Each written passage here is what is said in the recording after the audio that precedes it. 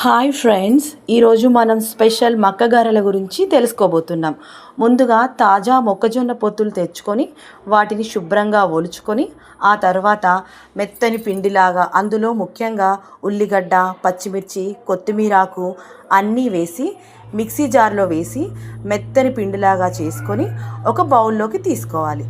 తీసుకున్నాక ఇందులోకి కొంచెం ఉప్పు వేసి ఆ తర్వాత ఒక గిన్నెలో నీళ్లు తీసుకొని ఇంకొక బాక్స్ తీసుకొని ఆ స్టీల్ బాక్స్ను పదన చేస్తూ అంటే తడి చేస్తూ ఈ మొక్కజొన్న పిండిని ఆ స్టీల్ బాక్స్ మీద వేస్తూ వేడివేడిగా కాగిన నూనెలోకి మెల్లిగా జార విడుచుకోవాలి. ఆ జార విడుచుకున్న మొక్కజొన్న గారెలని ఒకదానితో ఒకటి అంటుకోకుండా జాగ్రత్తగా గోల్డెన్ కలర్లోకి వచ్చేలాగా కాల్చుకోవాలి. ఇలా ఒకదాని తర్వాత ఒకదాన్ని గారెలన్నీ వేసుకొని ఒక ప్లేట్లోకి తీసుకోవాలి. ఈ గారెలను నాన్ వెజ్తో కానీ లేదంటే ఏదైనా స్వీట్తో కానీ తింటే చాలా టేస్టీగా ఉంటాయి.